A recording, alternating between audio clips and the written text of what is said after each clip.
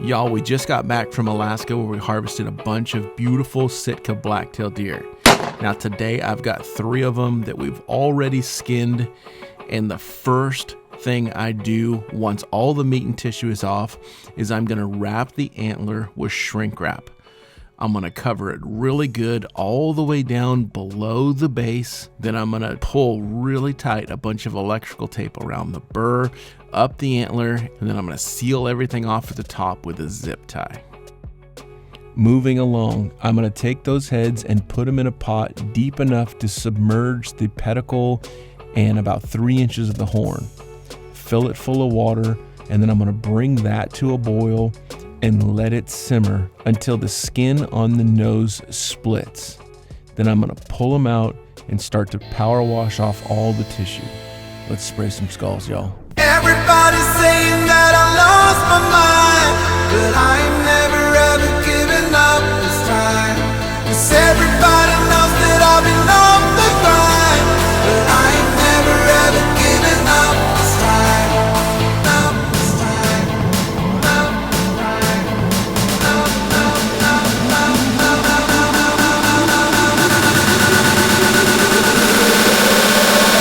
I've never ever given up this time.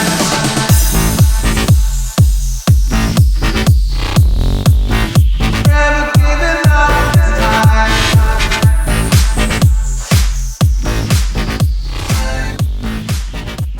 You gotta make sure you're spraying into every hole and every orifice.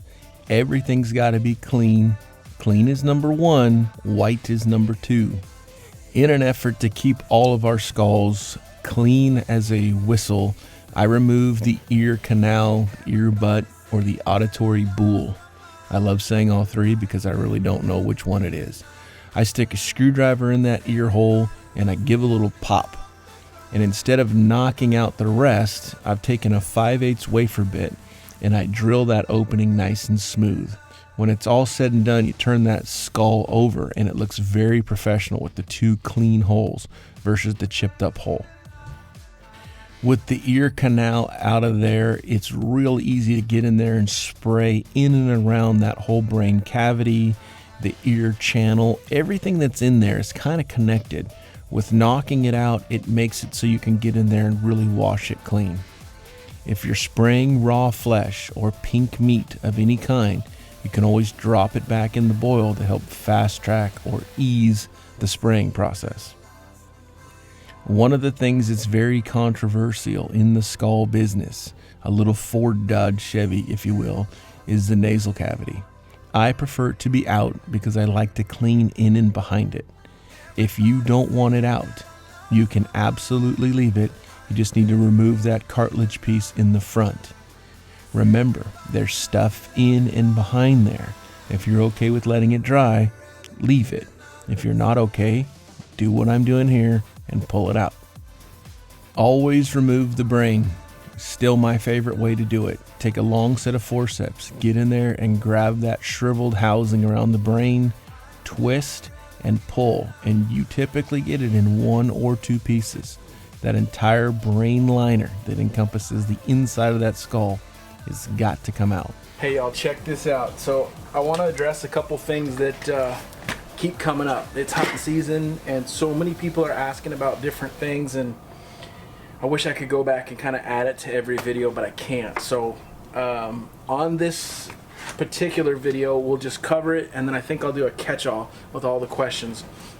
So many people are asking about this area right here, the crown of the deer. Can you see that all right? How they're getting oil here. It's a couple of things. Let's see if I can show it. I probably should show you on another deer, but if you look down the nasal cavity, that's not a good angle. If you look down the nasal cavity where all that stuff comes through, this has a whole bunch of membrane up in here that's connected into the brain hole. A lot of times you'll wash where you can see it looks clean, but there's a whole bunch of oil buildup right in that crown part. The other thing that happens is if you put this in the pot, a lot of times you'll cavitate a little air in here. You could be at a full rolling boil and never have solution touching the crown of this animal. It's also a very heavy bone there, so it's going to take a little more heat. A couple of things. You know I like to pull the nasal cavity. I think it's important. On this deer here, I damaged this one taking it out to where you can see through the skull. I hate that. I hate that I did that, but it does happen. So I saved some of the nasal cavity. And if you look at this, it's full of tissue, right? It's full of just nasal membrane and stuff like that. I'll take this webbing, I'll run it into the peroxide, I'll get it white, and I will wind up patching that nasal cavity. It'll look normal. This will be like bone when I'm done. I saved tons of that for this type of thing. I also hate to damage this little fin back here. But if I take my power washer and I accidentally blow through there, which happens a lot, I'll either nip this whole piece out or patch it. It's the nature of this business. You're gonna get errors and every animal is different. Don't think you're just gonna do one, you got it wired. You will forever make mistakes. Last little thing, you know how I came over the burr of the horn and down into the pedicle, right? So I came down into here.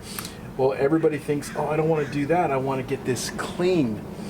When that's sitting in the boil and the water's washed up to say here, that is all steamed and clean. And when I pull it off, I'm going to show you, I'll have that tissue that's on there. I'll hit it with the power washer, and I've never, ever seen that oil up, ever. You'll be able to wash that clean right to the burr with no color change. So don't be afraid to bring your wrap all the way down. It's better to recolor nothing than a little bit.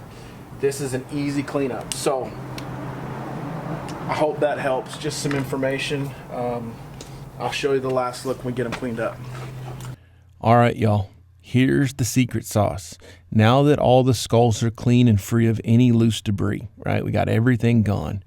Wash your pot that you boiled in, clean up your area, and then take those skulls, put them in that original pot, and you're going to make a mixture of 40% by volume liquid peroxide or developer and water. So 50% of each of those two things. If you don't have a bunch, make your solution heavier on water and less on peroxide. You're going to bring that to a boil and cut off the heat. The second it hits a boil, cut it off. That's going to whiten and degrease. You're going to want to wash everything clean and then set it out to dry. I prefer to dry indoors now with a little fan. It keeps any critter from getting on it. Once it's dry, you should have a beautiful, finished, professional skull. All right. I never want to leave the impression that I do flawless skull work and I've never made an error. That's not the case at all. So that skull that I knocked or chipped a hole in the nasal cavity, I want to show you a real quick patch. I don't have to do this because this deer is going to get mounted, but I'd like it to look good just for my sake. So I just chip up and break up some nasal cavity until it fits right in that slot. And from a distance on the wall, now let's be realistic, that's what's happening with these skulls, it looks presentable. The only thing that I've done is I've coated this with flooring mop and glow. I'm actually going to show you because I get so many questions. Flooring mop and glow. It's just a floor sealer. What I like about that product is it gets into the bone and seals it, and then a year of sitting on the shelf, you'll collect dust on here. I can just take and run this under the faucet in some soap and water, and it'll look just like this. Super quick fun fact, y'all. This is the deer 4 years later. See it right there? Not too much color. I still think it looks beautiful. All right, back to the film. If it was not treated, I would have dark areas where that stuff worked its way into the bone. That's all. Long story short, I love chasing critters, and I love cleaning critters, and I love sharing them with you. And I appreciate you watching and commenting. Life is good, y'all. Get outside, get those kids outside, and go chase them critters around. Thanks for watching.